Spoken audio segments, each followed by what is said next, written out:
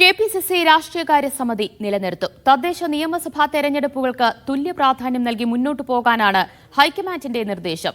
രാഹുൽ ഗാന്ധി, പ്രിയങ്ക ഗാന്ധി എന്നിവരുമായി കെപിസിസി ഭാരവാഹികൾ ഡൽഹിയിൽ കൂടിക്കാഴ്ച നടത്തി. ജൻപത് 10-ൽ നടന്ന കൂടിക്കാഴ്ചയ്ക്ക് ശേഷമാണ് രാഷ്ട്രീയകാര്യ സമിതി നിലനിർത്തുമെന്ന പ്രഖ്യാപനം കെപിസിസി അധ്യക്ഷൻ നടത്തിയത്. പ്രിയങ്ക ഗാന്ധി കണ്ട് സംസാരിക്കാൻ സാധിച്ചു. എല്ലാ പിന്തുണയും നേരത്തെ ഖാർഗെജിയും രാഹുൽജിയും നൽകിയ പിന്തുണ ഒന്നുകൂടി ആവർത്തിച്ച് നൽകി ഞങ്ങളുടെ ടീമിലുള്ള വലിയ സന്തോഷവും പ്രതീക്ഷയും സംതൃപ്തിയും രേഖപ്പെടുത്തി. സോഷ്യൽ എഞ്ചിനീയറിംഗ് പിഴച്ചതോടെയാണ് മധ്യകേരളത്തിൽ കോൺഗ്രസിന് കാലിടറിയതെന്ന് രാഹുൽ ഗാന്ധി വ്യക്തമാക്കിയിരുന്നു. ഈ കുറവ് പരിഹരിക്കാനുള്ള നീക്കമാണ് ആരംഭിച്ചിരിക്കുന്നത്.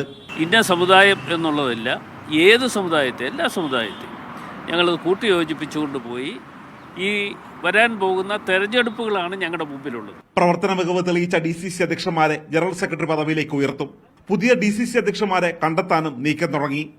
നിലനിർത്തേണ്ട ജില്ലാ അധ്യക്ഷന്മാരുണ്ടെങ്കിൽ അക്കാര്യവും കേരളത്തിൽ ചർച്ച നടത്തിയ ശേഷം അറിയിക്കാനാണ് ഹൈക്കമാൻഡ് നിർദ്ദേശിച്ചിരിക്കുന്നത്. മീഡിയ 1, ഡൽഹി.